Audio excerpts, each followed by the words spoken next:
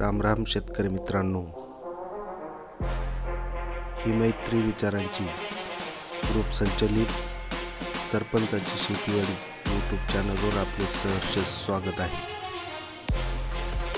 ही मैत्री विचारांची या शेतकरी समूहामध्ये आजचे मार्गदर्शक सन्माननीय लक्ष्मण भोजने सर यांचं संपूर्ण ग्रुपच्या वतीने सहर्ष स्वागत करतो. आपण साधारण 5 तारखेपासून टोमॅटोवर वेगवेगळ्या विषयावर चर्चा करत आहोत. टोमॅटोमध्ये ज्या ज्या समस्या असतील त्या अनुषंगाने त्या समस्यांची उकल करण्याचा आपण प्रयत्न करतोय. प्रत्येक तज्ञ व्यक्ती आपल्याला येत आहेत, मार्गदर्शन करतायत. या मार्गदर्शनाचा नक्कीच आपल्याला फायदा होणार आहे.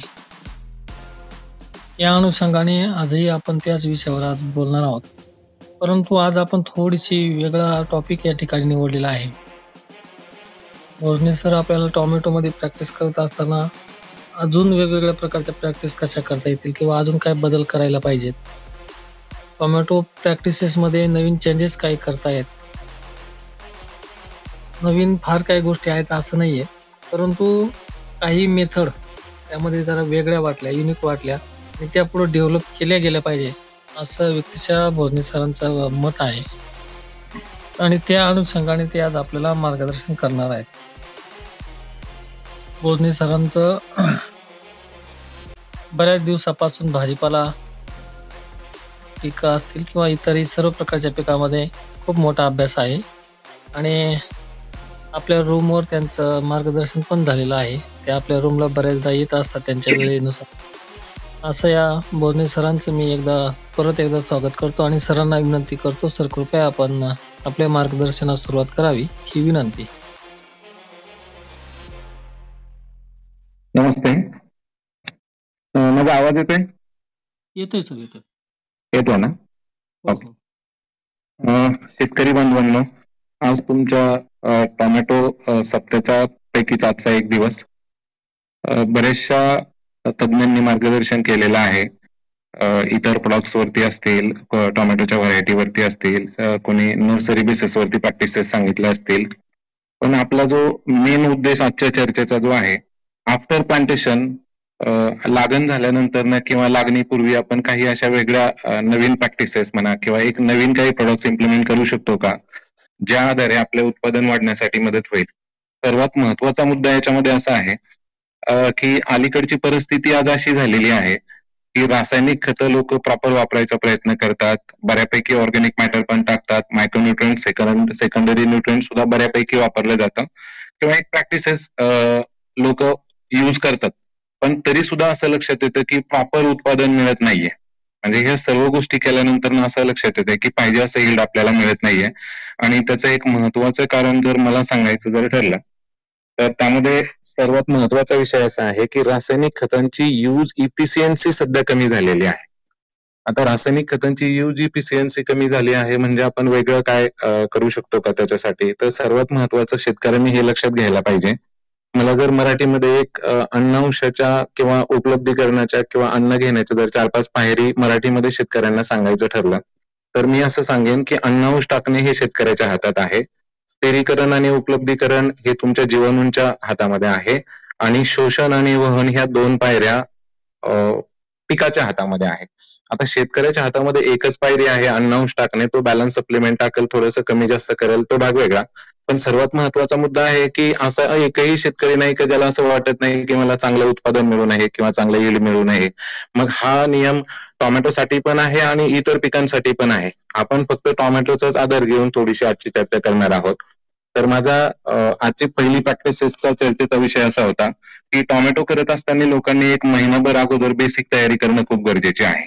आता बेसिक प्रॅक्टिसेस मध्ये मला जर काही गोष्टी इम्प्लिमेंट करायच्या असतील तर लोक बेड हा फ्लॅट असणं गरजेचं आहे, सपाट असणं खूप गरजेचं आहे. 50 ते 70% लोकांचा बेड सपाट नसतो किंवा प्रॉपर बेड नसतो असं माझं म्हणणं आहे. त्याचं कारण असं आहे की आपली जी पांढरी मुळी आहे ती 1 इंच वाढत असताना अर्धा इंच ग्रॅव्हिटीनुसार खाली जाते जमिनीमध्ये.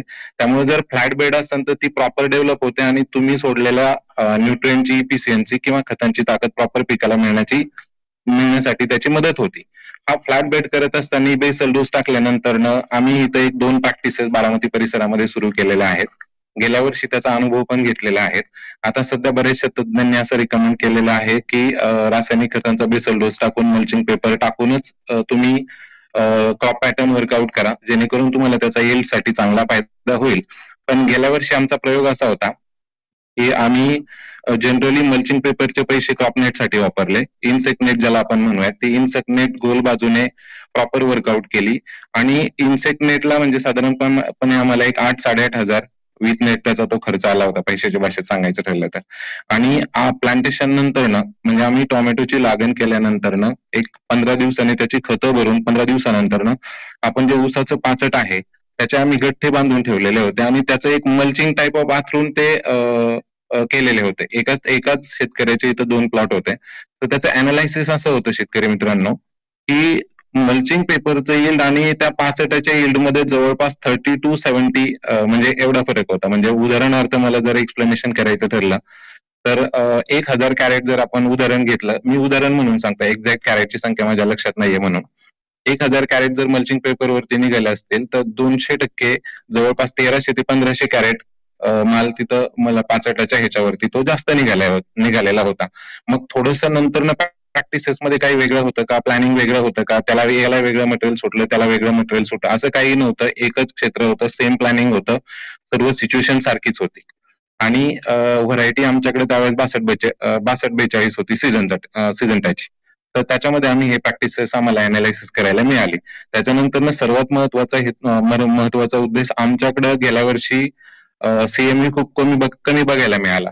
दोन्ही प्लॉटला कमीच होता, कारण इनसेक्टनेट दोन्ही प्लॉटसाठी होती, फक्त इकडे पाचट होतं आणि इकडे मल्चिंग पेपर होता.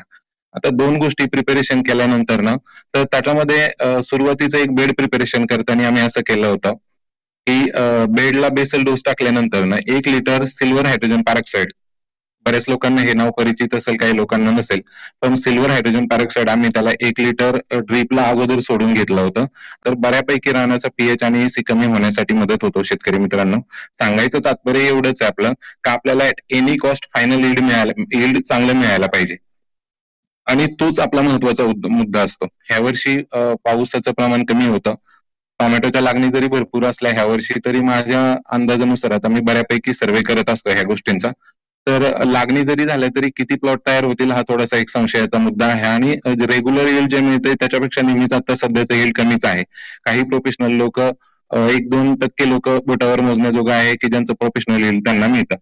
सांगायचा विषय अजून आहे शेतकरी मित्रांनो, त्या अजून एक दुसरा सर्वात महत्वाचा मुद्दा का आपल्याला टोमॅटोच्या पिकामध्ये किंवा इतर भाजीपाल्यांच्या पिकामध्ये त्याची लाईफ सायकल माहीत असणं खूप गरजेचं आहे. आपण सर्व भाजीपालांच्या पिकांचा जर विचार केला तर सर्व भाजीपालां पिकामध्ये मिरची हे एकमेव पीक जर बाजूला सोडलं, म्हणजे मिरचीची लाईफ सायकल ही साधारणपणे 33 दिवसांची असते. एक म्हणजे फळ तयार होऊन मॅच्युरिटी येईपर्यंत किंवा बडिंग फुल फ्लावर त्याचं प्री मॅच्युरिटी फळ आणि मॅच्युरिटी फळ अशा पद्धतीची लाईफ सायकल त्याची 33 दिवसांची असते. आणि इतर सर्व पिकांची लाईफ सायकल ही 22 दिवसांची असते भाजीपाला पिकामध्ये. आपण शेड्यूल करताना बऱ्याचशा गोष्टी अशा लक्षात आल्यात की बेसिक प्रिपरेशन मध्ये सुरुवातीला वाढ हा एकमेव मुद्दा टार्गेट करून 12-41-13-40, 13-19-19 किंवा humic acid, amino acid, फुलविक acid, seaweed extract अशा टाईपचे प्रोडक्ट्स वापरले जातात. प्लॉट व्हिजिटेटिव्ह ग्रोथ वरती जातो, नंतर तो थांबवायचा पण प्रयत्न केला जातो. 052-34, 13-13, 13-40 पोटॅशियम शोनेट अशा टाईप ऑफचे प्रोडक्ट्स वापरले पण जातात. पण दिसायला प्लॉट खूप चांगला असतो, पण त्या ताकदीने तो माल देत नाही. अशा बऱ्याचशा गोष्टी त्याच्यामध्ये इम्प्लिमेंट होतात. आणि मग ह्या गोष्टी इम्प्लिमेंट करत असताना एक ट्रिक्स पॉइंट असा आहे की आपल्याला सर्व तज्ञ सांगतात की तुम्ही पोटॅशियमचा वापर जास्त करा, कॅल्शियमचा वापर जास्त करा, हरित द्रव्य वाढवण्यासाठी मॅग्नेशियम सेंटर पॉइंट असेल तर त्याचा वापर प्रॉपर करा. हे जे 3 नियम असणारे प्रोडक्ट्स आहेत, पोटॅशियम, कॅल्शियम आणि मॅग्नेशियम, याचं जर प्रॉपर प्लॅनिंग केलं तर असं लक्षात येतं पोटॅश जर जमिनीमध्ये चांगला मिळायला पाहिजे असेल तर थोड्या प्रमाणामध्ये नत्र लागतं, पण पोटॅशचं पचन होण्यासाठी किंवा पोटॅशचा अपटेक होण्यासाठी कॅल्शियम प्रोफेशनल असणं खूप गरजेचं आहे. आणि पोटॅशचं डायजेशन व्हायचं असेल तर कॅल्शियम लागतं. पण आता अलीकडे कॅल्शियमचं फॉस्फरसची मात्रा लोक वाढवून देतात आणि कॅल्शियम आणि मॅग्नेशियमची मात्रा कमी जाते. म्हणजे फॉस्फरस फ्लावरिंगसाठी किंवा फुटव्यांसाठी काम करतो, ह्या सर्व गोष्टी बरोबर जरी असला तरी फॉस्फरस हा पिकाचा डीएनएचा असतो, त्याच्याशिवाय रूट्स ऍक्टिव्ह किंवा वाढत नाहीत प्रोफेशनली. पण हे सर्व गोष्ट करत असताना आपण असं विसरून जातो की बेसल डोसेस मध्ये आपण फॉस्फरस जास्त दिलेला असतो आणि सर्वात महत्वाचं प्रॅक्टिसेसमध्ये सुद्धा फॉस्फरस कोणी फॉस्फरिक ऍसिडच्या माध्यमातून वापरत असेल, 12-1 माध्यमातून वापरत असेल, 13-40-13च्या माध्यमातून वापरत असेल. ह्याच्यामुळे होतं काय की न्यूट्रिएंट मॅनेजमेंटची गल्लत होते आणि बऱ्याचशा गोष्टींचा इश्यू होऊन जातो आणि मग आपल्याला तिरंगा फेस करावा लागतो, सर्वसाधारण भाषेमध्ये सांगायचं ठरलं तर. आणि अनडायजेस्टिव्ह फीड, आपण ह्यामध्ये लक्षात असं येतं की अलीकडे सर्व लोक ड्रिपच्या खतांवरती खूप सुंदर पद्धतीने काम करायचा प्रयत्न करतात, पण हे ऍसिडिक फर्टिलायझर आहेत, स्लो रिलीजिंग फर्टिलायझर्स नाही आहेत, हे फास्ट रिलीजिंग फर्टिलायझर्स आहेत. तर फास्ट रिलीजिंग फर्टिलायझरचे जेवढे जसे फायदे असतात त्याचा एक तोटा पण असतो. जेवढ्या पटकन त्याचा अपटेक होतो अशा सिच्युएशन मध्ये असा एखादा न्यूट्रिएंट्स वरती उचलला जातो जो गरजेचा नसतो पण झाडाने अपटेक केलेला असतो. मग अशा फेजमध्ये प्लांट फिजिओलॉजीमध्ये अनडायजेस्टिव्ह फीड तयार होतं आणि अनडायजेस्टिव्ह फीड जर आपल्याला वरती आलेलं मिळालं तर फंगस आणि इन्सेक्ट लवकर येतात, असा तो विषय असतो. आपण जास्त ऍसिडिक वॉटर सोल्युबल खते वापरतो, ते योग्य प्रमाणात देणे बंधनकारक आहे हे जरी खरं असलं तरी स्लो रिलीजिंग फर्टिलायझरचा सुद्धा चांगल्या प्रमाणात वापर करणं गरजेचं आहे. पाणी जास्त झालं, पाणी हा एक कन्सेप्ट अजून असा आहे की त्याच्यावरती थोडीशी चर्चा असणं खूप गरजेचे आहे. मी ओव्हरऑल फक्त बाकीच्या लोकांनी सर्वांनीच तुम्हाला प्रॅक्टिसेस सांगितल्या असतील, इतर गोष्टी सांगितल्या असतील, मी फक्त मला जे 3-4 महत्वाचे पॉइंट्स वाटतात ते मी तुम्हाला सांगतो आणि नंतर आपण एक ऍज पर क्वेश्चन आन्सर अशा पद्धतीने आपण ते सेशन वर्कआउट करूयात. पाण्याचा मुद्दा असा आहे की पाणी जर जास्त झालं तर पिकाची क्वालिटी पण ड्रॉप होते, फ्लावर पण ड्रॉप होतात, फ्रुट्स पण ड्रॉप होतात. पण त्याचबरोबर पिकाचं क्लोरोफिल कप पण कमी होतं आणि बरेचसे प्रॉब्लेम फेस करावे लागतात. शेतकरी मित्रांनो, पावसाळ्यामध्ये वेगळा प्रश्न असतो, थंडीमध्ये वेगळा प्रश्न असतो, उन्हाळ्यामध्ये वेगळा प्रश्न असतो. पण जनरली असं सांगितलं जातं की थंडीमध्ये पाणी जास्त जायला पाहिजे, उन्हाळ्यात पाणी गरजेपुरतच जायला पाहिजे, कारण टेम्परेचर जास्त असतं. प्रॉपर पाण्याचं जर नियोजन केलं तर 15 ते 20% उत्पादन हे फक्त पाणी आणि पाणी हे एका कन्सेप्ट वरतीच वाढू शकतं. फक्त पाण्याचा जर आपण प्रोफेशनल विचार केला, त्या पाण्याची यूज इफिशियन्सी जर खतांची आपल्याला पाण्यामुळे वाढली तर 15 ते 20% उत्पादन 100% वाढतं, असं माझं म्हणणं आहे. आता सर्वात महत्वाचा मुद्दा, न्यूट्रिएंट्स अपटेकमध्ये आपण बऱ्याचशा गोष्टी वापरतो, पण प्रायमरी फेजमध्ये पोटॅशियम थोडंसं कमी दिलं जातं आणि पोटॅशियम कमी गेल्यामुळे अर्थातच पिकाची प्रतिकार शक्ती कमी होते. आता पोटॅशचं बरेचसं काम असलं तरी पोटॅशचा आपण एक प्रोफेशनल विचार करूयात. पोटॅश स्किन मॅच्युरिटीसाठी, आतील प्रोटीनच्या मॅच्युरिटीसाठी आणि एनर्जी स्टोअर करण्यासाठी पोटॅशचा मुख्य उपयोग असतो. पण ह्या गोष्टींमध्ये आपल्याला हे एक लक्षात यायला पाहिजे की ही जी 12 न्यूट्रिएंट्स आहेत पिकांना लागणारे, NPK, कॅल्शियम, मॅग्नेशियम, सल्फर आणि 6 मायक्रोन्यूट्रिएंट्स, तर याच्यामध्ये पॉझिटिव्ह आयन्स आणि निगेटिव्ह आयन्स ह्याचा एक थोडासा स्टडी असणं खूप गरजेचं आहे. म्हणजे आपण जर प्रॉपर विचार केला 12 न्यूट्रिएंट्स मध्ये तर 7 पॉझिटिव्ह आयन्स आहेत आणि 5 निगेटिव्ह आयन्स आहेत. त्याच्यापैकी नत्र, स्फुरद आणि सल्फर हे निगेटिव्ह आयन आहेत आणि पोटॅश, कॅल्शियम, मॅग्नेशियम हे पॉझिटिव्ह आयन आहेत. झिंक, फेरस, मॅंगनीज आणि कॉपर हे पॉझिटिव्ह आयन आहेत आणि मॉलिब्डेनम आणि बोरॉन हे निगेटिव्ह आयन आहेत. आता मॅटर असतो काय, पॉझिटिव्ह आयन आणि निगेटिव्ह आयन एक्सचेंज कॅपॅसिटीचा इश्यू असतो, जमिनीमध्ये प्रॉपर मॅनेजमेंट होत नाही. अलीकडे परिस्थिती अशी झाली की रासायनिक खतांच्या मात्रा तर वाढत चालल्यात पण त्याची यूज इफिशियन्सी आपल्याला अपेक्षित पाहिजे अशी मिळत नाही.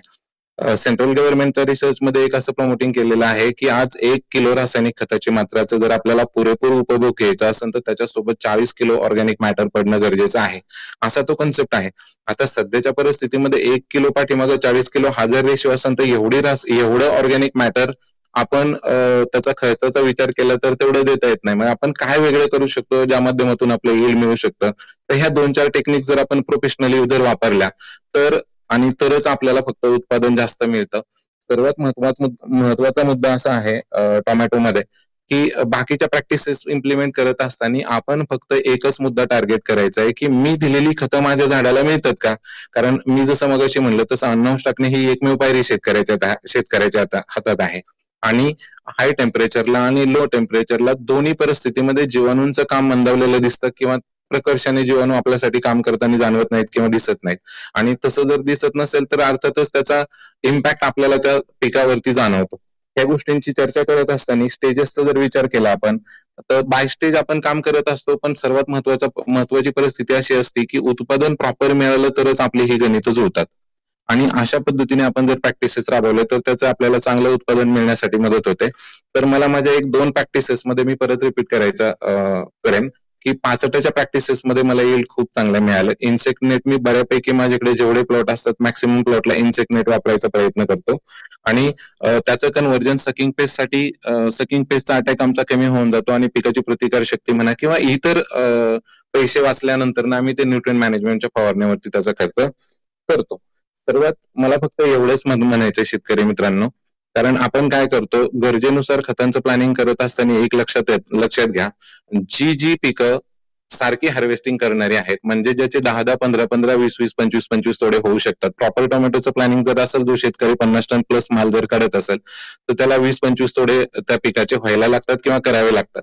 आणि ह्या गोष्टी विचार करत असताना लोक शेड्यूलमध्ये फक्त सुरुवातीला वाढ, नंतरनं फ्लावरिंग, नंतरनं मॅच्युरिटी आणि एकदा फळं पिकायला लागल्यानंतर मॅच्युरिटी आणि मॅच्युरिटी ह्या एकमेव कन्सेप्टवरती आपण फोकस करतो. पण पिकाची लाईफ सायकल जर 22 दिवसाची असेल तर त्याला ग्रोथसाठी पण मटेरियल द्यायला पाहिजे, त्याची मुळी पण करंटमध्ये चालू राहायला पाहिजे आणि त्याची मॅच्युरिटी पण चालू राहायला पाहिजे. कारण एकाच वेळेस डेव्हलपमेंट पण चालू असते, फ्लावरिंग पण चालू असते, सेटिंग पण चालू असते आणि आपल्याला प्री मॅच्युरिटी आणि मॅच्युरिटी ह्या सर्व गोष्टी एकत्र चालू असतात. मग ह्या गोष्टींचं काम करत असताना न्यूट्रिएंट मॅनेजमेंट खूप गरजेचं आहे. आता ऍसिडिक फर्टिलायझर उपलब्ध असले तरी slow releasing fertiliser proper basal doses मध्ये यायला पाहिजे आणि त्याची यूज इफिशियन्सी वाढवण्यासाठी बरेचशा 1-2-3 टेक्निक्स आपण इम्प्लिमेंट करू शकतो. अलीकडे फॉस्फरिक ऍसिड वापरलं जातं, त्याने थोडासा पीएच कमी होतो. पण माझ्या प्रॅक्टिसेस मधल्या 1-2-3 वेगळ्या गोष्टी अशा आहे की मी ज्यांच्या कॉटन सॉइलला कंपल्सरी सल्फ्युरिक ऍसिड वापरायचा प्रयत्न करतो. त्याच्यानंतर पोटॅशियम अल्युमिनियम सल्फेट म्हणजे थोडक्यात तुरुटीचा वापर सुद्धा मी पीएच कमी करण्यासाठी करतो आणि सायट्रिक ऍसिडचा वापर सुद्धा पीएच कमी करण्यासाठी करतो. जेणेकरून पीएच आणि एसी जर थोडासा मेंटेन झाला तर आपण टाकलेली खतं आपल्याला स्टँडर्ड उपलब्ध होतात. आणि एकमेव पार्ट असाच आहे फक्त की आपल्याला चांगलं यील्ड मिळायला पाहिजे. चांगलं यील्ड मिळालं, क्वालिटी यील्ड असेल तरच आपल्याला त्याचे खूप चांगले पैसे होतात आणि अशा पद्धतीने आपण थोडंसं प्लॅनिंग करू शकतो. तर अशा काही तुमचे वेगळं प्लॅनिंग असेल तर मला थोडीशी चर्चा, प्रश्न उत्तर या स्वरूपात करायची होती. पण तरी सुद्धा थोडेसे डिटेल्स मी तुम्हाला सांगायचा प्रयत्न केला आणि इतर जे काही प्रश्न उत्तर असतील ते यानंतर तुम्ही थोडेसे विचारावेत. मग मी काय असेल आपण ती चर्चा करूया. हॅलो.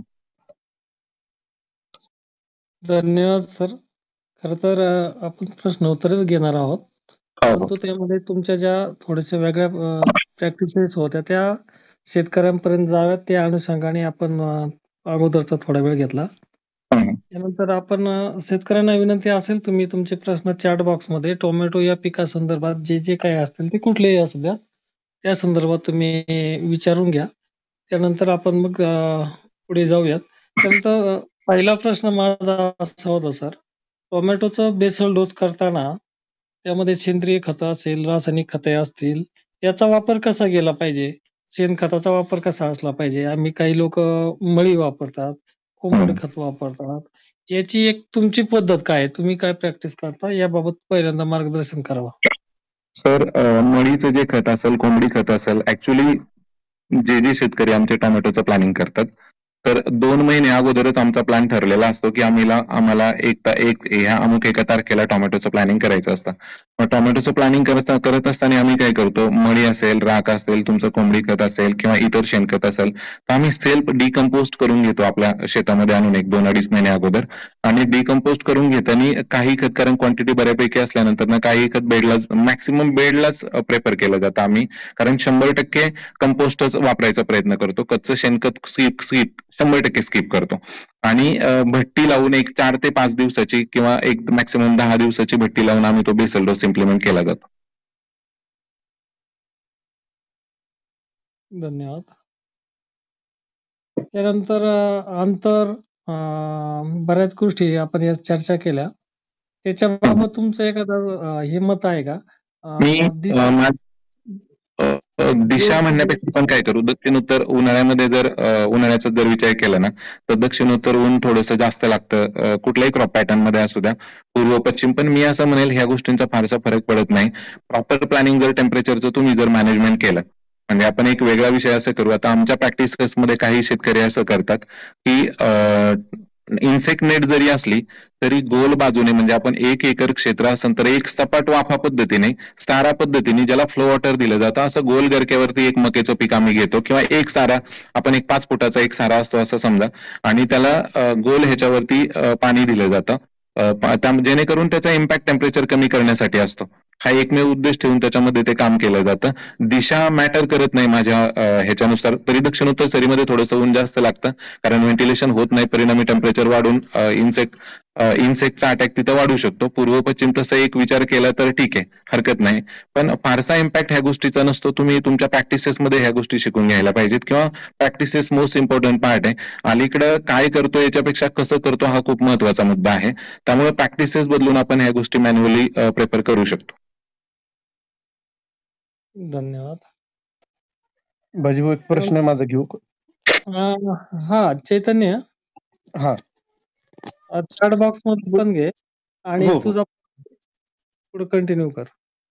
भोजने सर, माझं विरांगचा 1.5 एकरचा प्लॉट आहे, 6,000 रुपये आहेत. त्याला ओके. जवळजवळ 60 दिवस झालेत. तर ओके. इथून पुढं साईज वाढीसाठी त्याला काय काय करू शकतो आपण? सर, विरांग थोडंसं उशिरा चालू होतं प्रॅक्टिसेसचा विचार केला तर. म्हणजे इतर व्हरायटी जर 60-65 दिवसामध्ये किंवा 55-65 दिवसामध्ये जर चालू होणार असेल, तर विरांग एक 5-10 दिवस किंवा 10-15 दिवस त्याच्यापेक्षा डिले होतं. साईजचा जर विचार केला तर न्यूट्रिएंट मॅनेजमेंट हा खूप मोठा पार्ट असतो. मी मगाशीच बोलताना असं म्हणलं की पोटॅशियम की रोल प्ले करतो त्यामध्ये, पोटॅशियम आणि कॅल्शियम, मॅग्नेशियम. तर तुम्ही आपण साईजचा प्रोफेशनल विचार करायचं ठरलं तर जसं जसं ऊन वाढेल तसं तसं खालून आपण टेम्परेचरचा चार्ट जर बघितला तर टेम्परेचरच्या चार्ट प्रमाणे शेती करणं खूप गरजेचं आहे. अलीकडे आपल्याला सर्व गोष्टी अवेलेबल असतात, पण आपण त्याचा विचार करत नाही. एक फायनल एक्झॅक्ट उत्तर जर मला तुम्हाला द्यायचं ठरलं तर आता मार्केटमध्ये भरपूर प्रोडक्ट आहेत जे साईजसाठी प्रोफेशनल काम करतात. पण मला जर विचारलं तर आता 04247 म्हणून एक ग्रेड आहे, तुम्ही साईजसाठी ते वापरू शकता. पोटॅशियम शोनाइट थोडंसं कमी प्रमाणामध्ये रेग्युलर थोडं ठेवायला हरकत नाही. आणि याराची आता 12-23 म्हणून एक नवीन ग्रेड आलेली आहे. मग ऍक्च्युली त्याच्यामध्ये 12, 4, 23 आणि ट्रेस एलिमेंट्स अशा टाईप ऑफचे 4 मायक्रोन्यूट्रन्स त्यामध्ये दिलेले आहेत. त्याचे खूप चांगले रिझल्ट येतात. प्रॅक्टिसेसचा पार्ट असा आहे सर, का तुम्ही किती सोडताय किंवा किती देताय याच्यापेक्षा किती मिळाले यावरती काम करायला पाहिजे आणि ते आपल्याला जाणवायला पाहिजे. या फेजमध्ये तुम्ही किंवा तुमच्या 1 महिन्याभरापूर्वी तुमचे के आणि पी चे जीवाणू किंवा सल्फेट सोल्युबलायझिंग बॅक्टेरिया 1-2 वेळा तुम्ही प्रॅक्टिसेसमध्ये वापरून घ्या आणि या पद्धतीने करा, त्याचे खूप चांगले रिझल्ट येतात. टेम्परेचर जर वाढायला लागलं तर साईजसाठीच्या ज्या काही फवारण्या असतात त्या वरून घेतलेले खूप चांगले रिझल्ट आहेत. सर, ह्यात होमोब्रासिनेटचा वापर कसा करावा? होमोप्रासिनलाइड हा जो प्रोडक्ट आहे ना, गोदरेजचा डबल नावाने येतो किंवा त्यांच्याच अजून ग्रोमर नावाने 1-2 प्रोडक्ट्स आहेत द्राक्षामध्ये वापरले जाणारे. आपण एक डबल हाच एक टार्गेटेड करून जर विचार केला तर आता डबल जे क्रॉप पॅटर्न आहे ते पेशीचं विभाजन करणं आणि साईजसाठी काम करणं हे त्या प्रोडक्टचं काम आहे. पण तो वेगळ्या फेजमध्ये दिला तर त्याची कार्यक्षमता वेगळी आहे. म्हणजे सुरुवातीला तुम्ही जर वाढीच्या फेजमध्ये दिला फ्लॉवरिंग पूर्वी, तर तो त्या पद्धतीने तुम्हाला तुमच्या ट्रीटमेंटला सपोर्ट करेल. पण मी असं म्हणेन की तुम्ही ब्रासिनोलाइड सपोर्टिव्ह रोल म्हणून प्ले करेल. पण त्याच्यात महत्वाचा विषय असा आहे की तुम्हाला पेशीचं विभाजन झालं तर की सपोर्ट तुमचे न्यूट्रिएंट्स अपटेक होणं गरजेचं आहे किंवा न्यूट्रिएंट्स देणं पण गरजेचं आहे. तर 100 ml ते 200 ml अर्धा ml ने, आता तुम्ही जवळपास 60 दिवसाचा प्लॉट झाला तर तुम्ही एक अर्ध्या मिलीनी 13-0-45 सोबत आणि कॅल्शियम नायट्रेट सोबत त्याची फवारणी जर घेतली तर त्याचे चांगले रिझल्ट बघायला मिळतील. हॅलो, धन्यवाद सर. आवाज येतो माझा? हा येतोय सर, येतोय. आवाज येतोय तुमचा मला.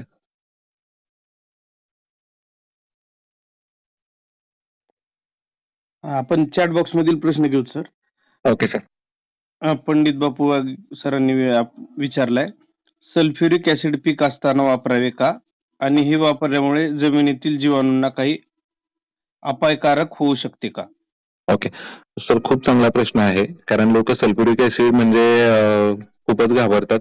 ऍक्च्युली सल्फ्युरिक ऍसिड हे सल्फेट सोल्युबलायझिंग म्हणून काम करतो. त्याची वापरायची किंवा काम करायची पद्धती जरी थोडीशी वेगळी असली, कुणाची माहिती कशी असेल काय असेल मला माहिती नाही, पण माझं असं स्पष्ट म्हणणं आहे की तुम्ही क्रॉप उभा असताना सुद्धा सल्फ्युरिक ऍसिड तुमच्या फक्त ते वापरताना काळजी एवढीच घ्यायची की EC आणि pH जर जास्त असेल तर त्याचं प्रमाण कमी जास्त करायचंय आणि बाउन्स बॅक पद्धतीने ते वेगळ्या पद्धतीने ते काम करायला पाहिजे. आपण जनरली काय करतो, न्यूट्रिएंट मॅनेजमेंट करताना सुरुवातीला पाणी देतो आणि नंतर मटेरियल देतो. किंवा न्यूट्रिएंट्स देतो आणि पाणी थांबवतो, तर त्याच्या बिलकुल उलट सल्फ्युरिक ऍसिड वापरताना करायचंय की सल्फ्युरिक ऍसिड पाण्याच्या तुमचा बेड 100% ओला ठेवायचा, सुरुवातीच्या फेजमध्ये सल्फ्युरिक ऍसिड वापरायचं आणि 4-5 तास नंतर पाणी भरपूर सोडून द्यायचंय. त्याचा फायदा असा होतो की तुमच्या रानामध्ये जो पीएच असेल किंवा जे क्षार असतात, त्याला जे क्षार असतात ते क्षारांचं बॉन्ड तोडण्याचं काम सल्फ्युरिक ऍसिड खूप चांगल्या प्रकारे करतो. कुठल्याही पांढरी मुळी सोटमुळाला ह्याला तुम्ही त्याचं इजा होत नाहीये. आणि राहिला प्रश्न जीवाणूंचा, तर माझं त्याच्याशी वैयक्तिक मत असं आहे की जीवाणू मारण्यासाठी हे जीवाणूनाशकच लागतं. म्हणजे जसं आपण पावसाळ्यामध्ये बॅक्टेरियल करप्यासाठी किंवा बॅक्टेरियानाशक वापरतो, स्टेप्टोसायक्लिन वापरतो, तसं माझं असं वैयक्तिक मत आहे का मला माझ्या प्रॅक्टिसेसच्या पार्टमध्ये मला त्याची काहीही अडचण आलेली नाही, किंवा मी स्पष्टही म्हणू शकतो की ऍसिडमुळे जीवाणू नाही मरणार. त्याचं कारण असं आहे की बॅक्टेरियानाशकच फक्त जीवाणू मारायचं काम करू शकतात. मला काहीही अडचण ह्या प्रॅक्टिसेसमध्ये आलेली नाही, उलट मला त्याची खूप चांगली मदत झाली आहे खराब रानामध्ये पिकं चांगली तयार करण्यासाठी. आणि तुम्ही 200% वापरू शकता. क्रॉप छोटा असला तरी वापरता येतं, मोठा असला तरी वापरता येतं. फक्त त्याच्या प्रॅक्टिसेस थोड्याशा वेगळ्या आहेत वापरायच्या, त्या व्यवस्थित जर सुधरून वापरल्या तर काही पिकाला प्रॉब्लेम येत नाही. त्यांचा दुसरा प्रश्न आहे, लिक्विड फर्टिगेशन करताना पाण्याचा पीएच, टीडीएस आणि ईसी काय असावा? लिक्विड फर्टिगेशन करताना सर आता जनरली जवळपास आयडियल सर्वांचेच पीएच, फवारणीचा पीएचचा विचार केलेला असतो. फवारणीचा आयडियल पीएच 5-5.5 पर्यंत असायला पाहिजे. पण पीएच तुम्ही खूप ऍसिडिक फर्टिलायझर सोबत जाण्याची गरज मला असं वाटत नाही. पण तरी सुद्धा करायचं असेल तर एक न्यूट्रल पीएच ठेवून एक 7-7.5च्या आसपास पीएच ठेवून काम करायला हरकत नाही. त्याचं कारण असं आहे की आपल्या जमिनींचा मोर दॅन पीएच 8 ते 9च्या दरम्यान आहे. मी असं 9च्या पुढे नाही म्हणणार, पण 8, 8.25, 8.5, 8.9 ह्या रेंजमध्ये आपले पीएच जवळपास सर्वांचे गेलेले आहेत. त्यामुळे 1-2 पीएच कमी करून म्हणजे 7, 7.5, 6.5 ते 7.5चा आयडियल पीएच किंवा हे करून आपण वापरू शकतो.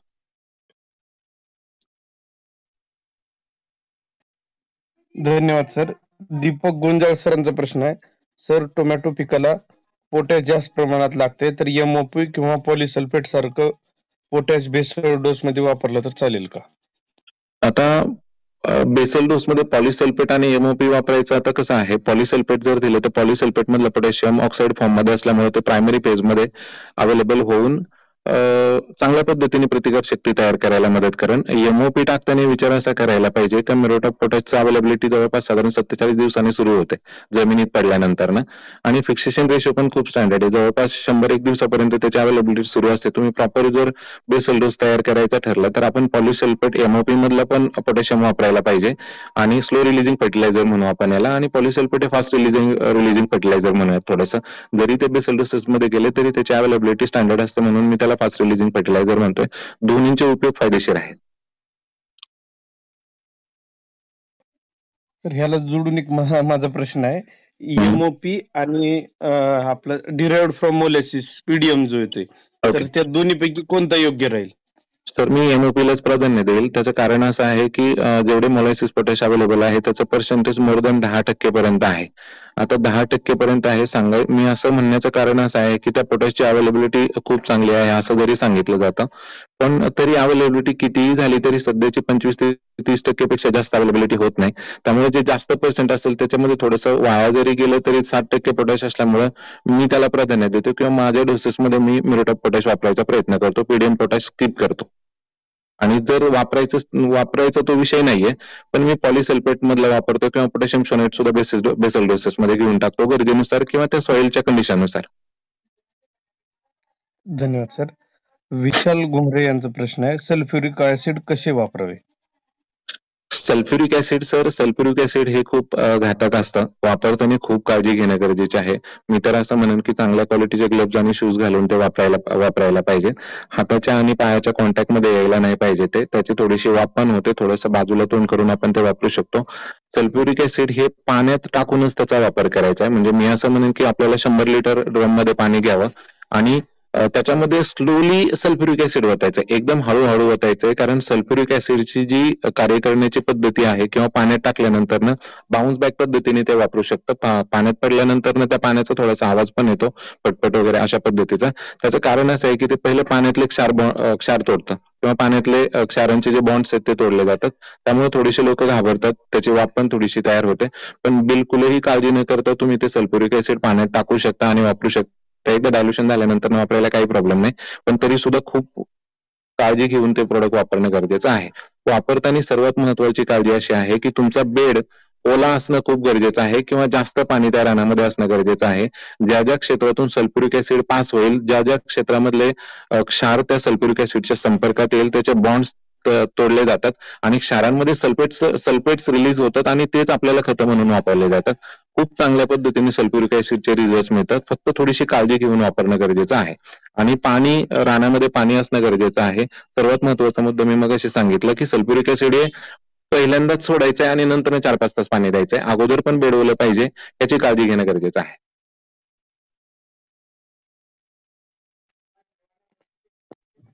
हॅलो, आवाज येतो सर? हा येतोय, आवाज येतोय तुमचा मला. धन्यवाद सर.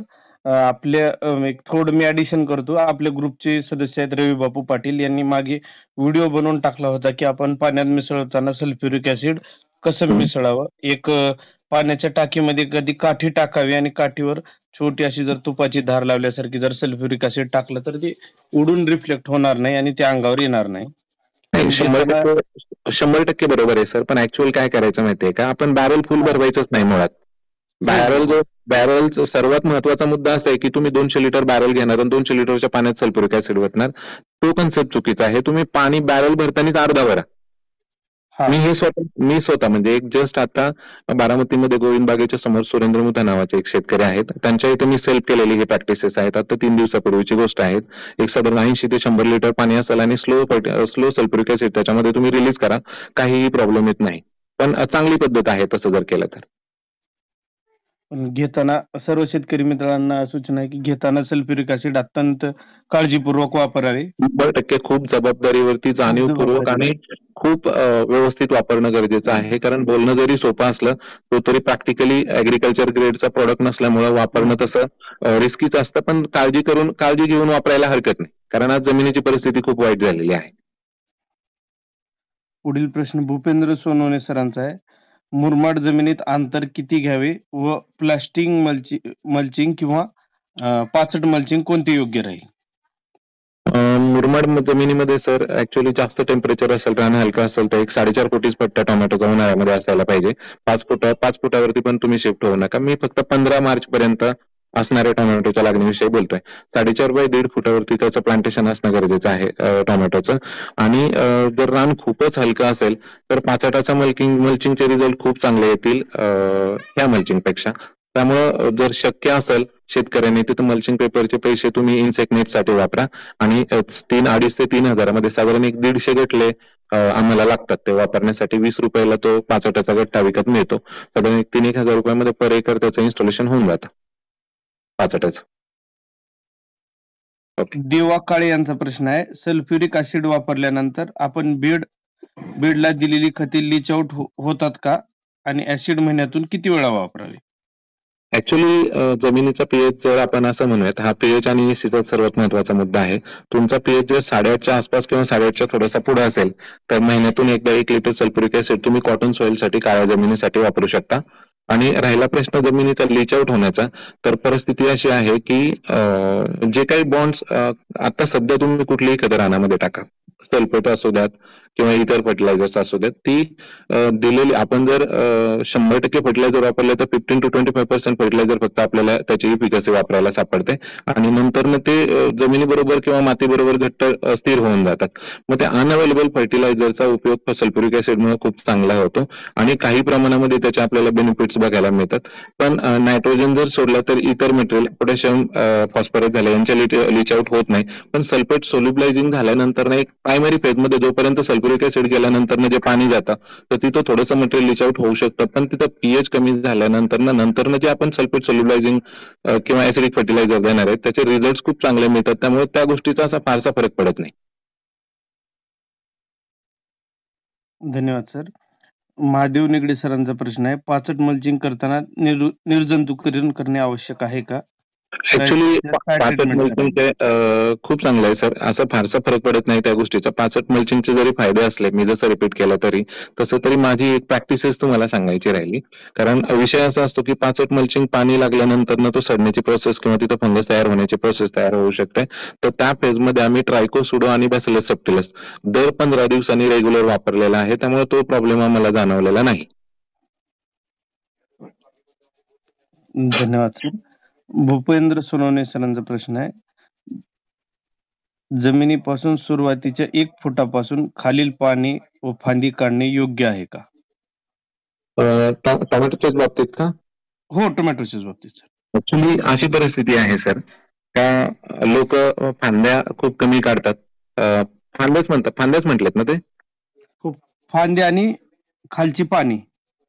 ऍक्च्युली फांदी मी काढायला मी सजेस्ट करणार नाही. पानं काढायला हरकत नाही. त्याचं आता प्रोफेशनल रिझन असं आहे सर, का जे काही मायक्रो ऑर्गॅनिझम आपल्या जमिनीवरती आहेत ते 21 इंचामध्ये राहतात. जमिनीपासून 21 इंचामध्ये त्यांची कार्यकारी शक्ती खूप हेवी असते. इतर झाडांच्या बाबतीत म्हणजे फळवर्गीय पिकांच्या बाबतीत जसं डाळिंब असेल, एखादा कुणाचा पेरू असेल, तर अशा शेतकऱ्यांनी 21 इंचापर्यंत म्हणजे साधारण 1.5 ते 2 फुटापर्यंत एका स्टंपवरतीच झाडाला घेऊन यायला पाहिजे आणि वरती त्याचं ब्रांचिंग डेव्हलप करायला पाहिजे. हा नियम टोमॅटोमध्ये वर्कआउट करणं एवढं सोपं नाहीये, कारण एक ब्रांचिंग तोडणं, परत त्या ह्या गोष्टी करणं, प्रॅक्टिकली ह्या गोष्टी लेबरशी रिलेटेड विषय येतो. फांदी काढायला मी सजेस्ट करणार नाही, पण पाला काढायला हरकत नाही. ते पण उन्हाळ्यामध्ये पाला काढायची गरज आहे का, याचा विचार करून पाला काढणं गरजेचं आहे. धन्यवाद सर. युवी राठोड यांचा प्रश्न आहे. सर, बेसळ डोस मध्ये कार्बोफ्युरॉन 10% वापरतो. आम्ही तर ट्रायकोडर्मा सुडोमोनास वापरणे योग्य आहे की अयोग्य आहे? ऍक्च्युली विषय असा आहे सर, मी मगाशी म्हणलं तसं, जीवाणू मारण्यासाठी जीवाणूनाशक पाहिजे आणि फंगस मारण्यासाठी फंगिसाईड पाहिजे. तुम्ही जर ब्ल्यू कॉपर वापरत असाल आणि मग जर तुम्ही ट्रायकोसुडो सोडलेले असतील आणि ब्ल्यू कॉपर दिलं, रोको दिलं, इतर जर फंगिसाईड तुम्ही जर दिलेले असतील, तर डेफिनेटली तुमचा फंगस काउंट कमी होण्याचे चान्सेस असतात. पण कार्बोफ्युरॉनमुळे 200% फंगस काउंट कमी होणार नाही किंवा त्याचा काहीही प्रॉब्लेम येणार नाही. सर, पुढील प्रश्न आहे स्वप्नील डोके यांचा. सल्फ्युरिक ऍसिड खताबरोबर दिले तर चालतात का? सर, सल्फ्युरिक ऍसिड खताबरोबर देणं चुकीचं आहे, कारण सल्फ्युरिक ऍसिडची काम करण्याची पद्धती वेगळी आहे. कारण त्याचा मेन रोल आपल्याला काय करायचं माहितीये का, एक परिस्थिती अशी तयार झालेली आहे सध्या की शेणखत खूप कमी अवेलेबल झालेलं आहे. शेणखत खूप कमी आहे, त्यामुळे जमिनीतले मायक्रो ऑर्गॅनिझम प्रोफेशनली काम करत नाही. म्हणजेच ऑर्गॅनिक मॅटर जमिनीमध्ये पाहिजे त्या क्वांटिटीमध्ये आपल्याला देता येत नाही. आपण एक मधला मार्ग काढायचा प्रयत्न करतोय की जेणेकरून शेणखत टाकल्यानंतर जीवाणू काम करतात, नंतर ऑर्गॅनिक ऍसिड सिक्रेट्स होतात आणि मग आपण टाकलेले मटेरियल्स आपल्या झाडाला न्यूट्रिएंट्स आपल्या ज्या अवेलेबल फॉर्म मध्ये मिळून जातात.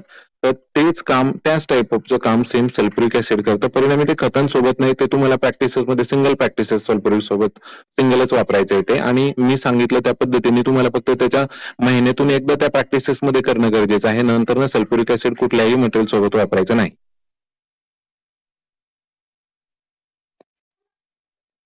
सर, भूपेंद्र सोनवणे सरांचं म्हणणं आहे की सल्फ्युरिक ऍसिडची तीव्रता किती वेळ असावी व डायल्युशन किती पाण्यात करावे 1 एकरसाठी? ऍक्च्युली विषय असा आहे सर, का सल्फ्युरिक ऍसिड हा जो मॉलिक्यूल आहे तो 200 लिटर पाण्याला, हे बघा, पाणी हे कुठलंही खत, कुठलेही ऍसिड्स असू द्या, कुठलेही न्यूट्रिएंट्स असू द्यात, तर पाणी हे माध्यम आहे आपल्याला ऍसिड देण्याचं किंवा खतं देण्याचं. तर तुमचा सर्वात महत्वाचा मुद्दा जो आहे ना, 1 एकरासाठी आपण किती पीएच आहे यावरती त्याची क्वांटिटी 1 लिटर किंवा 1.5 लिटर 2 लिटर सोडायची, हा त्याच्यात तो एक वेगळा प्रश्न झाला.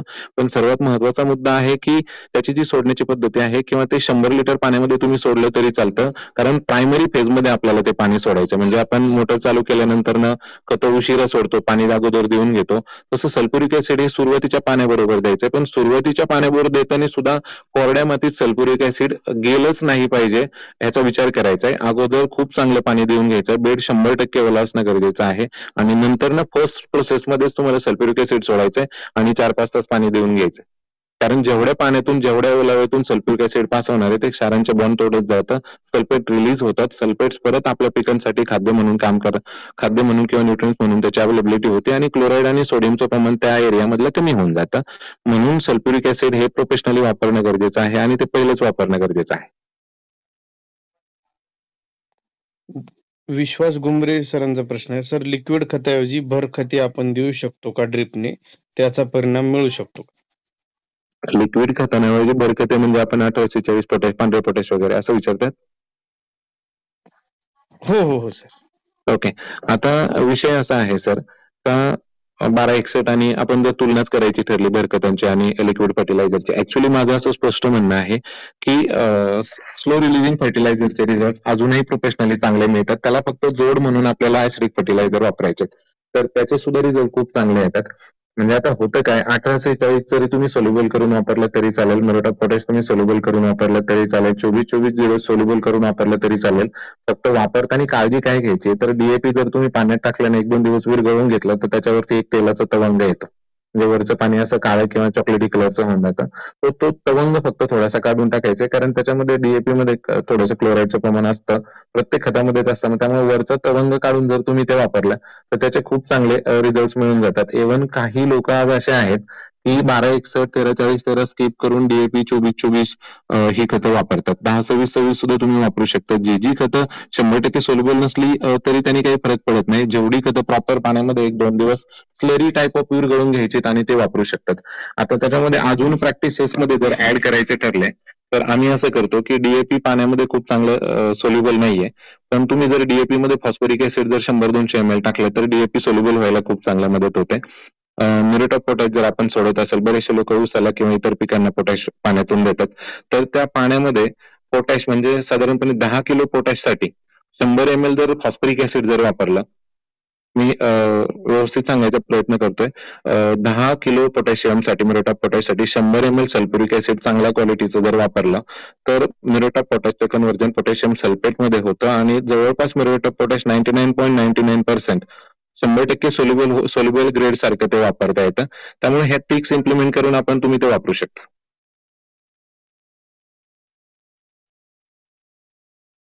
धन्यवाद सर. गणेश सलगर सरांचा प्रश्न आहे, खूप छान माहिती दिली. टोमॅटो लागवड करण्यापूर्वी जर वेलवर्गीय पीक उदाहरणार्थ कारले हे पीक घेतले तर निमॅटोडचा त्रास देऊ शकतो का?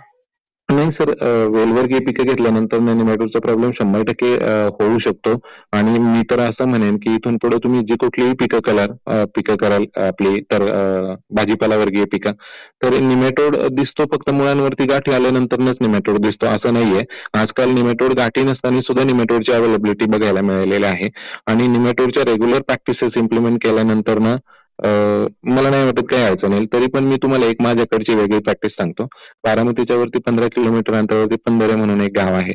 तिथं आमचे बरेचसे शेतकरी असे आहेत की 1 नंबरला आमचं टोमॅटोचं पीक असतं, 2 नंबरला कारल्याचं पीक असतं. साधारणपणे 1 मार्चची लागण असते आणि कारला हार्वेस्टिंग होऊन संपेपर्यंत 15 जुलै, 15 ऑगस्ट अशा टाईप ऑफचा एरिया असतो. त्यावेळेस आमची ऊसाची लागण सुद्धा त्याच्यात झालेली असते. ऊस उगवून येतो, कारण कारखान्याला तारीख द्यायची असते. तो ऊस आम्ही कापून ठेवतो आणि परत त्याच्यावर काकडी करतो. एवढे 3-4 क्रॉप आम्ही एकाच बेडवरती घेतले जातात किंवा एकाच रानामध्ये घेतले जातात. ते प्रॅक्टिसेस प्रॉपर असल्यानंतर ह्या गोष्टीची अडचण येत नाही. तुमच्या प्रॅक्टिसेसमध्ये निमॅटोडची ट्रीटमेंट ही 100% असायलाच पाहिजे, all type of crop pattern मध्ये. आणि तसंच धरून चालायचं, झालं तरी करा, नाही झालं तरी करा, कारण प्रिव्हेंटिव्ह झालं तर अतिउत्तम, प्रॉब्लेम देत नाहीत, झाडांना माल पण चांगला मिळतो, त्याची रिझल्ट पण चांगले मिळतात. आणि क्युरेटिव्ह फॉर्म मध्ये गेल्यानंतर ना एक प्लॉट पण खराब झालेला असतो आणि प्रोडक्शन कॉस्ट पण वाढते. परिणामी प्रिव्हेंटिव्ह ट्रीटमेंट करून आपण ही काळजी घेऊ शकतो. धन्यवाद सर. आणखी मार्केटमध्ये सर निमॅटोड वापरण्यासाठी बरेच प्रोडक्ट मिळतात. त्या वापरीस आपण म्हणजे त्या संदर्भात काय आपण कोणाची ऍडव्हर्टाईज करत नाही, पण त्या संदर्भात आपलं काय मत आहे? ऍक्च्युली मी जर मला आपण असं म्हणू, त्याच्यामध्ये 2 कंट्रोल्स असतात, प्रिव्हेंटिव्ह कंट्रोल आणि क्युरेटिव्ह कंट्रोल. क्युरेटिव्ह वरती जर जायचं ठरलं तर बायरचा एक प्रोडक्ट येतो, तर मला ते नाव क्लिक होईना पटकन. वेलम प्राईम. हा, वेल्युम प्राईम. तर वेल्युम प्राईमचे रिझल्ट खूप चांगले बघायला मिळालेत. इव्हन वेल्युम प्राईम आता हे फंगिसाईड आहे की कीटकनाशक हा एक वेगळा पार्ट आहे, कारण बाहेरच्या लुनाच्या प्रॉडक्टमध्ये पण वेल्युम प्राईमचा कंटेंट बघायला मिळतो. म्हणजे माझं म्हणणं असं पण वेल्युम प्राईमचे रिझल्ट बेस्ट आहेत, पण माझं सजेशन असं राहील की तरकारीचं पीक कुठलंही असू दे, भाजीपाला पीक, प्रिव्हेंटिव्हच ट्रीटमेंट असायला पाहिजे. पॅसिलोमायसिस आणि जर तुम्ही प्रॉपर जर वापर केला पॅसिलोमायसिसचे तर प्रिव्हेंटिव्ह ट्रीटमेंट खूप चांगली बघायला मिळते. धन्यवाद सर. अकोल्यावरून राजेश वाकचौरे यांचा प्रश्न आहे. कॅल्शियमचा कोणता सोर्स योग्य राहील आणि तो ऍक्च्युली पिकाला देण्याचा योग्य कालावधी कोणता, म्हणजे ते 90 दिवसाच्या पिरियड मध्ये कोणता, आणि त्याचबरोबर दिवसातून कोणत्या वेळेस द्यावा? ऍक्च्युली कुठलेही न्यूट्रिएंट जर सोडायचे ठरले तरी ते पाण्याच्या अवेलेबिलिटीवरतीच प्लॅनिंग असतं. सकाळी किंवा संध्याकाळी सोडलेलं तसं तर खूपच चांगलं असतं. पण सांगायचं तात्पर्य असं, त्यांचा मेन रोल असा आहे की कॅल्शियमचे बरेचसे सोर्सेस मार्केटमध्ये आहेत. त्याच्यातले एक दोन तीन सोर्सेस आपण बघायचं ठरलं तर कॅल्शियम नायट्रेट फॉर्म मध्ये येतो, कॅल्शियम क्लोराईड फॉर्म मध्ये येतो, कॅल्शियमचं चिलेशन पण बघायला मिळतं, चिलेटेड फॉर्म मध्ये मिळतो. राहिला प्रश्न वापरायचा, तर सुरुवातीच्या फेजमध्ये ग्रोथ पिरियडमध्ये थोडंसं कॅल्शियम, फ्लॉवरिंग पिरियड मध्ये तुम्ही कॅल्शियम ऑक्साईड फॉर्म मध्ये कॅल्शियम क्लोराईड सोबत, हे डिपेंड ऑन वाढ हा कन्सेप्ट आहे. ऍक्च्युली कॅल्शियमची गरज उन्हाळ्याच्या पिकांमध्ये सर्वात जास्त डे वन असायला हरकत नाही, कारण तुमचं स्ट्रेस रिलीजिंग मधला हा महत्वाचा कॅरेक्टर कॅल्शियम प्ले करतो. कारण जी पानाची जी पेशीभित्तिका असते, इव्हन आतमध्ये जी रिक्तिका असतात, हे दोन्ही रिक्तिका आणि आपली जी पानाची पेशीभित्तिका असते, याच्या दोन्हींचे आवरण कॅल्शियम पासून तयार झालेलं असतं. त्यामुळे हा स्ट्रेस रिलीजिंग पार्ट मध्ये तुम्ही कुठलेही ऑर्थोसॅलिसिक ऍसिड्स वापरले, इतर कुठलेही मॉलिक्यूल वापरले तरी कॅल्शियम देणं फवारणीतून आणि खालून देणं खूप गरजेचं आहे. हा वेगळा प्रश्न आहे की खालून टेम्परेचरमध्ये किती कॅल्शियम किती प्रमाणामध्ये वरती येईल, आणि कॅल्शियम आणि बोरॉन हे दोन्ही तसे जड मॉलिक्यूल आहेत, त्याचं वहन पिकामध्ये प्रॉपर होत नाही. म्हणजे साधारण सांगायचं असेल तर एखाद्या पिकाला जर 10 पानं असतील आणि पुढच्या आठवड्यामध्ये त्याला 5 पानं अजून नवीन आले, टोटल 15 पानं दिली, आणि तुम्ही जर आदल्या 10 पानांना कॅल्शियम सोडलेलं असेल तर पुढच्या 5 पानांमध्ये तुम्हाला कॅल्शियम पाहायला मिळणार नाही. आणि म्हणून कॅल्शियम आणि बोरॉनची डिफिशियन्सी शेंड्यावरती आणि फळावरती जास्त बघायला मिळते. माझ्या प्रॅक्टिसेसच्या पार्टमध्ये मी रोटेशन मध्ये कॅल्शियमचे सोर्सेस वापरतो. एकदा कॅल्शियम नायट्रेट दिलं तर एकदा कॅल्शियम क्लोराईड देतो, एकदा कॅल्शियम ऑक्साईड फॉर्म मध्ये देतो. अशा पद्धतीने प्रॅक्टिसेस ठेवल्यात आणि मी उन्हाळ्याच्या सर्व पिकांना इव्हन एक 10 ते 15 दिवसाच्या अंतराने तुमचं कॅल्शियम रेग्युलर जायलाच पाहिजे या मताचा मी आहे. काही कॅल्शियम प्रॉपर देऊन सुद्धा कॅल्शियम प्रॉपर झाडामध्ये येत नाही.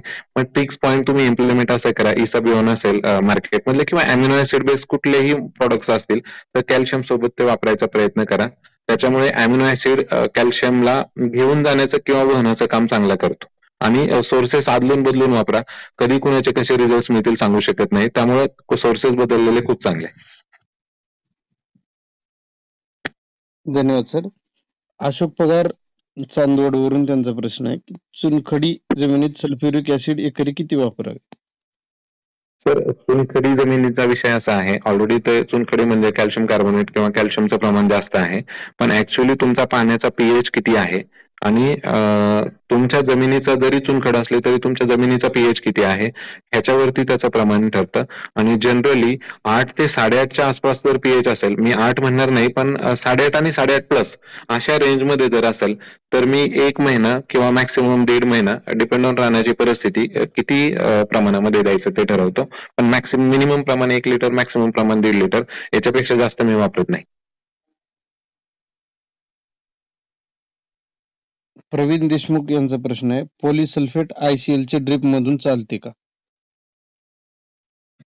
विरघळून गाळून घ्यायला हरकत नाही. ऍक्च्युली हे ज्या ड्रिप ग्रेड प्रोडक्ट्स आहेत, ऍक्च्युली पॉलिसल्फेट हा सॉलिड अटॅम्पनी तयार केला, पण तरी तो सोल्युबल आहे बऱ्यापैकी. एक 90-95% पर्यंत सोल्युबल होतो त्याची स्लरी तयार केल्यानंतर ना. आम्ही काय करतो, जनरली ही जी खतं वापरतात किंवा यारा कॉम्प्लेक्स असेल किंवा पॉलिसल्फेट असेल ते भिजून वापरायला हरकत नाही, पण त्याच्यामध्ये काही प्रमाणामध्ये त्याचे पार्टिकल्स राहतात आणि ड्रिप बंद होण्याचे चान्सेस नाकारता येत नाही. परिणामी विरघळून आणि एक स्वच्छ एखाद्या पांढऱ्या कपड्याने गाळून घेऊन वापरायला हरकत नाही. असं प्रत्येक खताबरोबर सल्फ्युरिक वापरले तर? विश्वास घुमरे यांचा प्रश्न आहे. नाही वापरायला पाहिजे, फक्त पोटॅशियम सोबतच वापरायचं सल्फ्युरिक ऍसिड. इतर कुठल्याही खताबरोबर सल्फ्युरिक ऍसिड वापरायचं नाही. म्युरेट ऑफ पोटॅश सोडून इतर कुठल्याही बरोबर सल्फ्युरिक ऍसिड वापरायचं नाही. तुम्ही प्लेन वापरू शकता जमिनीचा पीएच आणि एसी कमी करण्यासाठी. एखाद्या खतासोबत वापरायचं ठरलं तर म्युरेट ऑफ पोटॅश सोबत तुम्ही वापरू शकता, फक्त इतर कुठल्याही खतासोबत सल्फ्युरिक ऍसिड वापरता येणार नाही. सल्फ्युरिकचं सांगितलं, फॉस्फरिकचं पण थोडक्यात सांगून दिलं तर बरं. फॉस्फरिक ऍसिड आता असं आहे, ऍक्च्युली आपण असं म्हणूयात का जे फॉस्फरिक ऍसिड PTO5 असं तो मॉलिक्युल डिटेल्स त्याच्या आहेत. तर हे जे चार्जेबल फर्टिलायझर्स आहेत, चार्जेबल म्हणजे ह्या खतांचा चार्ज जास्त असतो, ज्यामुळे आपल्याला पटकन त्याचे रिझल्ट जाणवतात, पटकन त्याला पिकांना ते मिळाल्यासारखं फिलिंग येतं. पण फॉस्फरिक ऍसिड सुद्धा तुम्ही 18-46 असेल किंवा तुम्ही 10-26 असेल किंवा फॉस्फरसच्या ज्या कुठल्या सॉलिड ग्रेड असतील, मी स्पेशली डीएपी म्हणेन. डीएपी मध्ये जर फॉस्फरिक ऍसिड आपण 250 ml जर सॉल्युबिलिटी 10 किलोसाठी 250 ml जर टाकलं तर डीएपी हे स्लो रिलीजिंग फर्टिलायझर आहे. थोडंसं टाकल्यानंतर जास्त दिवसांनी, कारण फॉस्फरस रिलीजिंग थोडंसं जास्त दिवसांनी मिळतो, पण चार्ज हा जो फॉस्फरिक ऍसिडचा चार्ज आहे, प्रत्येक मॉलिक्युलला त्याचा एक स्वतःचा चार्ज असतो आणि तो चार्ज म्हणजे त्याची वापरण्याची पद्धती म्हणा किंवा तो पटकन अवेलेबल होता असं आपण त्याला म्हणू. पण डीएपी मध्ये फॉस्फरिक ऍसिड मिक्स करून दिल्यानंतर ना डीएपीची अवेलेबिलिटी सुद्धा वाढते. धन्यवाद सर. इन्सेक्ट नेटची किंमत काय जगन्नाथ कळजाती विचारतात? ऍक्च्युली इन्सेक्ट नेट 2-3 वेगवेगळ्या कंपन्यांच्या मार्केटमध्ये आहे. आमच्या परिसरामध्ये एक शालिमार कंपनीचं इन्सेक्ट नेट साधारणपणे 1 किलोचे दर 155 रुपये मिनिमम दर सध्याच्या आमच्या एरियातल्या मी तुम्हाला सांगतोय. आता त्याची जी लेंथ वाईज विचार केला तर साधारणपणे 8 फुटाची इन्सेक्ट नेटची रुंदी आहे आणि 1 किलो मध्ये साधारण 22 ते 30 फूट ते येतं. असं पर एकर जर कॉस्टिंग काढायचं जर विचार केला इन्सेक्ट नेट, म्हणजे मी आउटर साईडनी म्हणतोय, फक्त गोल गरक्यावरती किंवा चौकोनी गरक्यावरती इन्सेक्ट नेट लावायचंय, तर त्याच्यासाठी आम्हाला एकरी 1,500 रुपये खर्च आला with labour. Bhupendra Sonawane sir म्हणतात की सर दवाखान्याची सलाईनची बॉटल व नळीचा वापर सल्फ्युरिक ऍसिड पाण्यात मिसळण्यासाठी करतात ती. करू शकतो सर, काही प्रॉब्लेम नाही. जेवढी सेपर साईड असेल ते चांगलंच आहे. कारण तुम्ही सल्फ्युरिक ऍसिड ओतत असताना किंवा बाटली ओतत असताना कुणाला एखादा फोन आला किंवा इतर गोष्टी लोक काळजी घेत नाही किंवा पटकन बॅटरी क्लॉज झाली तर खूप फास्ट रिलीजिंग होऊन जातं आणि बाउन्स बॅक पद्धतीने, म्हणजे लिटरली सल्फ्युरिक ऍसिड पाण्यावरून वरती उडू शकतो. तुम्ही सलाईनच्या बाटलीचाही वापर करू शकता, मगाशी त्यांनी सांगितलं तसं काठीचाही आधार घेऊ शकता. आपला मुद्दा हा आहे की खूप हळूहळू पद्धतीने सल्फ्युरिक ऍसिड पाण्यामध्ये आपल्याला टाकायचं. राहुल चौधरी यांचा प्रश्न आहे सर की भट्टी कशी लावावी, पण तत्पुरती मी ते सर्व शेतकरी मित्रांना सांगू इच्छितो की आपल्या क्लब हाऊस ग्रुपवर 4 दिवसापूर्वीच भट्टी खतांची कशी लावावी या संदर्भात सतीश मस्कर सरांचा एक सुंदर अशी रूम झालेली आहे. त्याचं रेकॉर्डिंग आपल्याला क्लब हाऊस ऍपवर ऐकता येतील. तसंच आणि सध्याचे जे टोमॅटो पिकाचं मार्गदर्शन चालू आहे याच्या रेकॉर्डिंग आपल्याला सरपंचाची शेतीवाडी म्हणून आपल्या ग्रुपचा युट्यूब चॅनल आहे त्याच्यावर ऐकायला येऊ शकतील. सर पुढील प्रश्न आहे 6BA टोमॅटो पिकामध्ये फुगवण्यासाठी कशा प्रकारे वापरावे?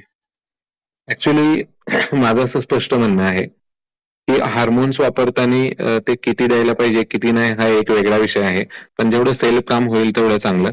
ऍक्च्युली परिस्थिती अशी आहे की नायट्रोजनचे लेवल कमी करण्यासाठी, म्हणजे शेंडा चालत असेल तर पिकामध्ये जीएचं प्रमाण ऑटोमॅटिकली मुळांकडनं वाढवलेलं असतं, ते हार्मोन स्ट्रॅटेजी असते ती त्यामध्ये. मग शेंडा कमी करण्यासाठी तुम्ही जर 6BA वापरत असाल आणि त्याचा पर्पज तुमचा जर साईज असेल तर एक आमच्या प्रॅक्टिसेसमध्ये आम्ही 0.34 6BA वगैरे एकत्र घेतो. तो थोडासा शेंडा कमी केल्यानंतर ना ऑटोमॅटिकली पिकाचा मेकॅनिझम साईज हा एकमेव पार्ट होऊन जातो साईजच्या फेजमध्ये. पण मला असं वाटतं की तुम्ही 6BA वापरण्यापेक्षा गोदरेजचं डबल म्हणजे ब्रासिन लॉइड वापरलेले रिझल्ट खूप चांगले बघायला मिळतील. कारण तो पण ऑक्झिन ग्रुप मधले हे जे हार्मोन्स आहेत हे सायटोकायनिन आणि ऑक्झिन ग्रुप मधले असल्यामुळे हार्मोन जर तोच असेल आणि त्याची कार्य करण्याची पद्धती वेगळी असेल तर डबलचे रिझल्ट टोमॅटोमध्ये खूप चांगले पाहायला मिळाले ऍक्च्युली. आणि सुरुवातीचं ज्यावेळेस डबल मार्केटमध्ये आलं त्यावेळेस मी पहिल्यांदा डबल आणि विपुल किंवा त्यांचे जे प्रोडक्ट्स होते ते सुरुवात केलेत आणि इव्हन आपले बाजीराव पाटील असतील किंवा आपले दादा असतील यांच्या शेतामध्ये आम्ही याच्या ऑलरेडी ट्रायल्स घेतले, त्याचे रिझल्ट पण चेकआउट केलेले आहे. डबलचे रिझल्ट खूप सुंदर भेटतात 6BA पेक्षा, पण वापरायला हरकत नाही. पण स्पष्ट भाषेत सांगायचं ठरलं तरी हार्मोन्स वरून देण्यात काही अर्थच नाहीयेत प्लॅनोपिक्स सोडून. प्रशांत डोबळे सरांचा प्रश्न आहे सल्फ्युरिक ऍसिड ऐवजी टेक्निकल सल्फर 90% वाला WDG ते 99% वाला वापरला तर चालेल का? नाही, कारण सल्फ्युरिक ऍसिडच्या टेक्निकल जर तुम्ही बघितलं तर त्याचं H2SO4 आहे, म्हणजे ते त्याच्यामध्ये सल्फेट्स आहेत. सल्फेटचे रिझल्ट आपल्या पिकांना चांगले येतात. आता आपण 99% WDG मध्ये सल्फर जर घेतला तर हा ऍक्च्युली फंगिसाईडचा पार्ट आला. 80% WDG सल्फर आणि 90% WDG सल्फर हा जरी ऍग्रिकल्चर ग्रेड असला तरी हा बुरशीनाशक आहे आणि ह्याचा फटका आपल्या जीवाणूंचा काउंट कमी होण्यासाठी 100% होतो. सल्फ्युरिक ऍसिड आणि ह्याचा काडी मात्र सुद्धा संबंध नाहीये. तुम्ही थंडीमध्ये टेम्परेचर क्रिएट करून त्याचं उत्पादन वाढवण्यासाठी जरी तुम्ही वापर करत असला किंवा नत्राच्या डायजेशनसाठी किंवा जरी वापर करत असला तरी सल्फ्युरिक ऍसिड आणि सल्फर हे दोन्ही वेगवेगळ्या गोष्टी आहेत. रवींद्र धुमाळ पुण्यावरून प्रश्न आहे सर. माझा आर्यमानचा टोमॅटो आहे. टोमॅटो आतून फॉस आहे, म्हणजे भरीव नाही. काय ओके. करावे लागेल? टोमॅटो चालू होऊन 2 महिने झालेत. ऍक्च्युली कसं असतं, जेव्हा प्लॅनचं मेकॅनिझम असतं, प्लॉट चालू झाल्यानंतर ना लोक साईज आणि साईज हे एकमेव कन्सेप्ट फॉलो केला जातो. म्हणजे साईजचं मटेरियल तर वापरलं जातं, पण बाकीच्या गोष्टींचा देखरेख प्रॉपर केली जात नाही. मी मग अशीच निगेटिव्ह आयनमध्ये बोरॉनचा उल्लेख केला. ऍक्च्युली टोमॅटो जर आतून पोकळ होत असेल तर ती बोरॉनची डिफिशियन्सी आहे. बोरॉनची आणि कॅल्शियमची डिफिशियन्सी सहजासहजी लवकर होत नाही. तिला रिकव्हरीसाठी सुद्धा वेळ लागतो. म्हणजे 2 वेळा फवारणी करावी लागतात, तेव्हा कुठेतरी ते सपोर्ट करायला आपल्याला सुरुवात करतं. त्यामुळे फळ छोटं असताना जेव्हा तुम्ही बोरॉनचा प्रॉपर वापर कराल आणि जेवढी झाडाची उंची जास्त होते, जर झाडाची हाईट 4.5-5 फुटाच्या आसपास जर असेल तर तसंही कॅल्शियम आणि बोरॉनचा अपटेक खूप कमी होतो. त्यामुळे खालून दिलेल्या कॅल्शियम बोरॉनचे रिझल्ट कमी मिळतात. ती 200% बोरॉनची डिफिशियन्सी आहे आणि बोरॉन 1-2 वेगवेगळ्या मध्येतून द्यायला पाहिजे. अलीकडे परिस्थिती अशी झाली आहे की बोरॉन हे सूक्ष्म अन्नद्रव्य आहे. त्याचं असतानाच 0.5 हे मायक्रोन्यूट्रियन मधलं पर्सेंटेज आहे. म्हणजे 100 किलो मायक्रोन्यूट्रियन टाकल्यानंतर आपल्या पिकांना अर्धा किलो लागतं किंवा मिळतं आणि त्याच्यातही त्याची अवेलेबिलिटी प्रॉपर नसते. परिणामी शेतकऱ्यांनी समर सीझनला रानडेचा मिकनिक्स म्हणून एक प्रॉडक्ट आहे, त्याच्यामध्ये लिक्विड बोरॉन असतं. त्याचे रिझल्ट खूप चांगले आहेत आणि अल्टरनेटिव्ह बोरॉनला तो प्रॉडक्ट आहे आणि त्याचे रिझल्ट पण बसतात आणि स्ट्रेस पण कमी होतो. म्हणून मी उन्हाळ्यामध्ये मॅक्सिमम मिकनिक्स वापरायचा प्रयत्न करतो आणि बोरॉन कमी प्रमाणामध्ये वापरत चला. कमी प्रमाणामध्ये म्हणजे एखाद्या एकराला जर अर्धा किलो सोडायचं असेल तर मला सजेशन असं करायचंय, 100 ग्रामनी 5 वेळा सोडून द्या. अशी इम्प्लिमेंट केली तर. धन्यवाद सर. प्रशांत गायकवाड यांचा प्रश्न आहे सर, हायड्रोजन सिल्वर केव्हा सोडावे बेडवर? हायड्रोजन सिल्वर पॅरॉक्साईड सर तुम्ही निर्जंतुकीकरण करण्यासाठी कुठलाही क्रॉप पॅटर्न लावायच्या अगोदर सोडवायला पाहिजे. हायड्रोजन पेरॉक्साईडशी जोडून माझा एक प्रश्न आहे सर, म्हणजे शेतकऱ्याला माहिती मिळावी म्हणून विचारतोय मी. आपण त्याला जेव्हा बॅक्टेरियल करपा येतो तर तेव्हा हायड्रोजन पेरॉक्साईड आपण वापरू शकतो का? 100% वापरू शकता सर. आता एक 2-3 तसं जर बारीक विचार केला तर हायड्रोजन पॅरॉक्साईड एक वेगळा ऍक्च्युली जो आपण स्प्रेइंग ग्रेडला वापरतो किंवा ड्रिपला वापरतो तो सिल्वर हायड्रोजन पॅरॉक्साईड आहे.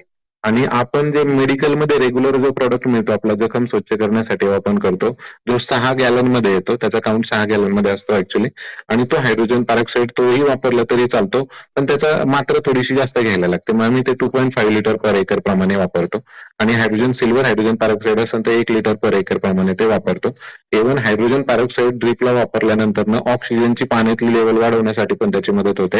एक्सेस वॉटरच्या सिच्युएशनला जर तुम्ही हायड्रोजन वॉटर म्हणजे एखाद्याच्या शेतात एखाद्याचा काकडीचा किंवा टोमॅटोचा प्लॉट असेल आणि अति पाऊस झालाय आणि तो त्या पाण्यामध्ये प्लॉट प्रचंड बुडलेला आहे, तर त्या फेजमध्ये सुद्धा पाण्याबरोबर हायड्रोजन पॅरॉक्साईड जर थोडंसं पाणी कमी झाल्यानंतर ना ओल्यामध्येच वापरलं तरी तो प्लॉट वाचवण्यासाठी मदत होती.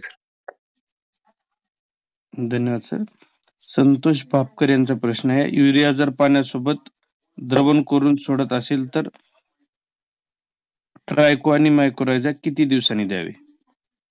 ऍक्च्युली पार्ट असा आहे, माझं स्पष्ट शेतकरी बांधवांना म्हणणं असं आहे, हे जे ट्रायको असेल तुमच्या इतर जे आहेत हे फंगीसाईड आहेत. फंगस जेव्हा तुम्ही जमिनीमध्ये देता तर फंगसला फक्त फंगसच मारू शकतो. म्हणजे जर तुम्ही ट्रायको जर तुमचा मारायचा असेल किंवा मरणार असेल तर तो सल्फरमुळं, कॉपरमुळं, रोकोमुळं, बाविस्टनमुळं, फंगस हा फक्त फंगीसाईडमुळे मरतो. म्हणजे साधारण भाषेत सांगायचं ठरलं तर बुरशीनाशकामुळे जमिनीमधला फंगस कमी होतो, युरियामुळे नाही. त्यामुळे 1 दिवसाच्या अंतराने 2 दिवसाच्या अंतराने जरी तुम्ही वापरलं किंवा युरिया सोडलं लगेच ट्रायको सोडलं किंवा अगोदर ट्रायको सोडलं नंतर युरिया सोडलं तरी काही प्रॉब्लेम नाही. फक्त एक लक्षात ठेवायचं, बॅक्टेरिया हा बॅक्टेरियानाशकमुळे मरणार आहे आणि फंगस हा फंगीसाईडमुळे मरणार आहे. एक वेगळी गोष्ट अशी आहे की ट्रायको आणि सुडोचा ग्रोईंग मीडिया पोहे आहे.